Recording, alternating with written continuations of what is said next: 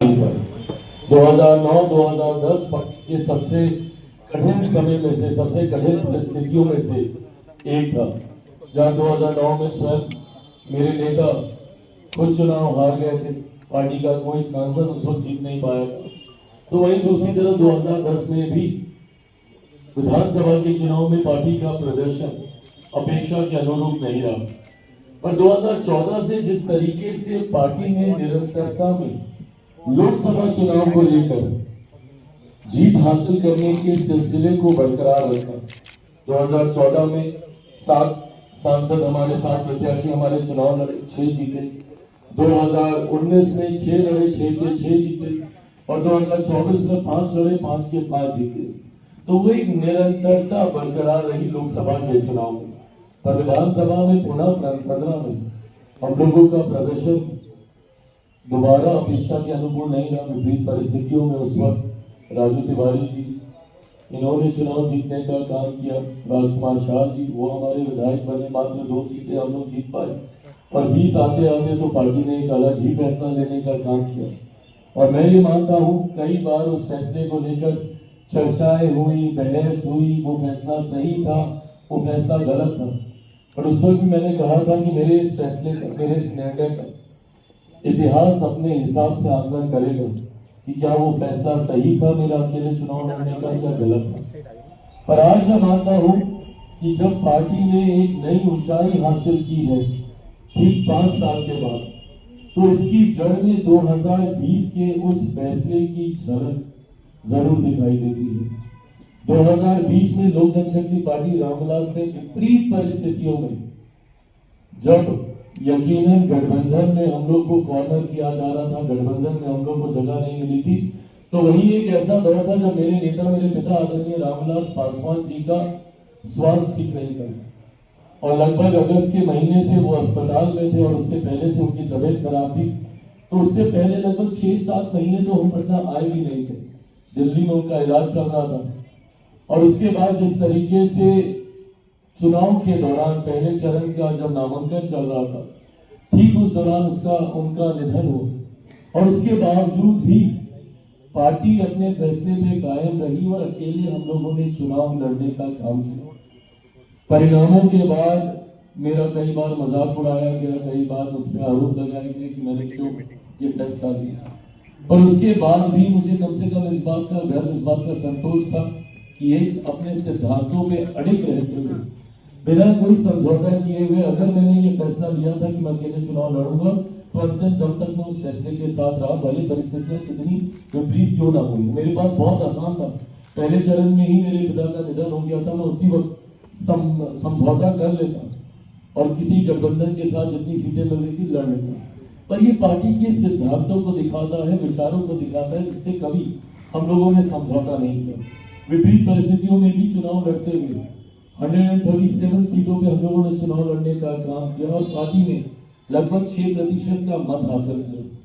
मैं बिना किसी के ऊपर कोई आरोप लगाए हुए या उंगली उठाए हुए, कई और राजनीतिक दल हैं जो कि सालों से मेहनत कर रहे थे और पूरे प्रदेश में उन्होंने चुनाव लड़ने का काम किया, पर 3% के आसपास भी नहीं पहुंच पाए। वहीं एक ऐसी पार्टी, क्योंकि कंपैरिजन जरूरी है, क्योंकि बिना किसी तैयारी के, जब मेरे पिता हॉस्पिटल में थे, कोविड का समय चल रहा था, उसके बावजूद बिहार की जनता ने आप पे इतना विश्वास किया और आपको 6% का मत तक दिया, जबकि आप 100+ सीटों पर अभी चुनाव लड़े ही नहीं थे। और अगर 100+ सीटों पर अगर हम लोग चुनाव लड़ जाते, तो मैं ये मान के चलता हूँ कि हमारा मत प्रतिशत 10 से 12% का होगा। ये ताकत लोक जनशक्ति पार्टी रामविलास की, भले हम लोग एक विधायक हम लोग जीते, पर जिस तरीके से पार्टी ने बिहार के हर एक जिले में संगठन को खड़ा करने का काम किया, उसी का परिणाम है कि आज 2025 में जिस तरीके से इतनी प्रचंड जीत एनडीए को मिली है। और आप एनडीए के विधायकों से चर्चा कीजिएगा, बात कीजिएगा, भले वो भारतीय जनता पार्टी के हों, जनता दल यूनाइटेड के हों, मान लीजिए कि उपेंद्र जी की पार्टी के हों, हर किसी का ये कहना कि भैया भर भर के झोली में हम लोग के वोट आया है। उसका कारण ये रहा कि इन 5 सालों में पार्टी ने निरंतरता में अपने उस मत प्रतिशत को और बढ़ाने का काम किया जो 2020 में हम लोगों ने हासिल किया था। और इस बार महज 29 सीटों पे चुनाव लड़ते हुए भी हम लोग 5% के आंकड़े तक हम लोग पहुंचे। तो ये दर्शाता है एक निरंतर ग्रोथ जो लोक जनशक्ति पार्टी रामविलास की रही है, और इस निरंतरता को बरकरार रखने के लक्ष्य के साथ कई बार होता क्या है, और इस बात को मैंने हमेशा कहा है कि जब आप थोड़ी सी भी जीत आप हासिल कर लें और वो घमंड व अहंकार आपके सर पर चढ़कर घूमने लग जाए, तो वहीं से आपके पतन की शुरुआत होने लगती है। जिस दिन मैं 2024 में ये समझ लेता कि भैया पार्टी ने एक बड़ी जीत हासिल कर ली है, 5 के 5 मेरे सांसद जीत गए, मुझे मेहनत करने की जरूरत नहीं है, तो उस दिन से मेरे पतन की शुरुआत फिर से होता है। उस दिन ना सिर्फ अपने सांसदों से बल्कि पार्टी के हर एक नेता कार्यकर्ता से मैंने यही कहा था कि अब हमें दुगनी ताकत से अगले 1 साल विधानसभा के चुनाव के लिए हम लोग को मेहनत करनी है। वो नव संकल्प यात्रा हो या विभिन्न माध्यमों से हम लोगों ने जितने कार्यक्रम बिहार के अलग अलग जिलों में आयोजित किए, इसी लक्ष्य इसी उद्देश्य के साथ की निरंतरता में जनता के साथ जुड़े रहना जरूरी है, उनकी आवाज बनना जरूरी है। आज पुनः अवसर के माध्यम से मैं बिहार की जनता को ये विश्वास दिलाना चाहता हूं कि लोक जनशक्ति पार्टी रामविलास समर्पित है पूरी तरीके से सिर्फ और सिर्फ बिहार और बिहारियों के लिए। आज पार्टी को ये जीत हासिल हुई है, बट उसके बावजूद कल पार्टी की हुई बैठक में पुनः ये संकल्प लिया गया कि इसके बाद पार्टी अब दुगनी नहीं संभवतः चौगुनी ताकत से मेहनत करेगी, जनता के बीच जाकर उनके जुड़े हुए मुद्दों को, उनकी समस्या का समाधान करने का काम करेगी, और विधानसभा में और बिहार की कैबिनेट में उनकी आवाज बनने का काम करेगी। अपनी सोच, अपने विचार Lok Janshakti party Ramvilas Bihar first, Bihari first के संकल्प के साथ चल रही है। ये बिहार और बिहारियों को एक विकसित राज्य देने का संकल्प है। बिहार को फर्स्ट, बिहारियों को फर्स्ट बनाने की ये सोच है। विधानसभा हो या निरंतर जनशक्ति पार्टी रामविलास के तमाम हमारे नवनिर्वाचित विधायक इस विषय को उठाने का काम करेंगे। मंत्रिमंडल में हमारे मंत्रीगण के साथी इन विषयों को उठाने का काम करेंगे, और जनता के साथ लगातार ये संवाद बना रहे।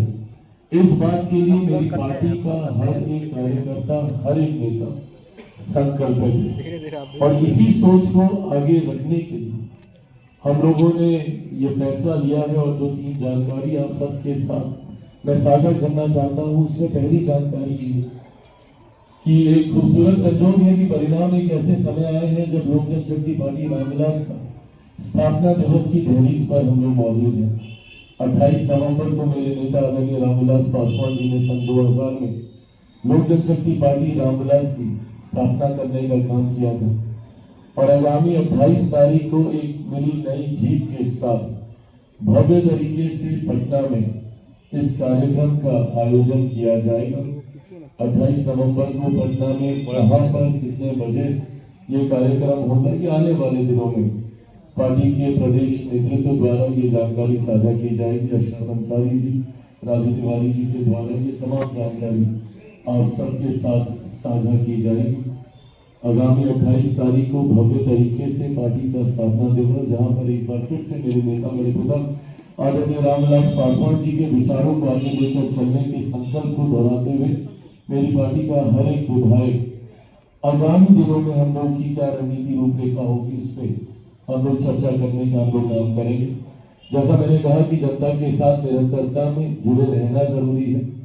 कोई भी मेरा पार्टी का नेता, कार्यकर्ता बंद कमरे में एसी चलाकर बैठे और चर्चाएं करे, ये मुझे स्वीकार नहीं है। And I would want to lead by giving examples. मैं खुद उदाहरण स्थापित करने पे मैंने विश्वास किया है, और मैंने पार्टी के नेता कार्यकर्ताओं को हमेशा बस इतनी आग्रह की है कि जितनी मेहनत मैं कर रहा हूँ बस उतनी करिए, ना मुझसे 1 मिनट ज्यादा करने की जरूरत है, पर मुझसे 1 मिनट कम कीजिएगा तो मुझे जरूर एतराज होगा। ऐसे में आगामी नववर्ष की शुरुआत में ही जनवरी से ही, क्योंकि दिसंबर में फिर पार्लियामेंट चलेगा और उसके बाद बड़े दिनों की छुट्टियां होती हैं, तो हर कोई स्वाभाविक है अपने घर परिवार के साथ वो समय बिताता है। पर जनवरी में दही चूड़ा के तुरंत बाद, जैसे ही खरमास समाप्त होगा, उसके तुरंत बाद से लोक जनशक्ति पार्टी रामविलास पुनः बिहार भर की यात्रा में हम लोग निकलने का काम करेंगे। बिहार की जनता को सबसे पहले तो धन्यवाद देते हुए, जिस तरीके से प्रचंड जीत बिहार की जनता ने एनडीए के प्रत्याशियों को देने का काम किया है। तो ये यात्रा दहीचूड़ा के तुरंत बाद हम लोग शुरू करेंगे और जहां पर एक बार फिर से जनता से संवाद साध कर आने वाले 5 सालों में अब इसको एकदम माइक्रो लेवल पर लेकर जाया जाएगा कि उनके इलाकों की छोटी छोटी समस्या, बिहार फर्स्ट बिहारी फर्स्ट में जरूर हम लोगों ने बड़ी चर्चाएं की, बट छोटी छोटी समस्या पुल पुलिया की हो, नदी नाले की हो, सड़क बनाने की हो, जो विधायकों के माध्यम से प्रशासन की मदद से तत्काल प्रभाव से जिसको हम लोग सुनिश्चित करा सकते हैं। ऑफकोर्स बड़े एजेंडा सरकार के रहे हैं जिसका जिक्र हम लोगों ने संकल्प पत्र में किया है और उस संकल्प पत्र में लोक जनशक्ति पार्टी रामविलास के बिहारी फर्स्ट का भी जिक्र है। उसमें कई एजेंडा हम लोग के जोड़े गए, तो यकीनन वो बड़े विषय आने वाले 5 साल में तो जरूर धरातल पर उतरेंगे।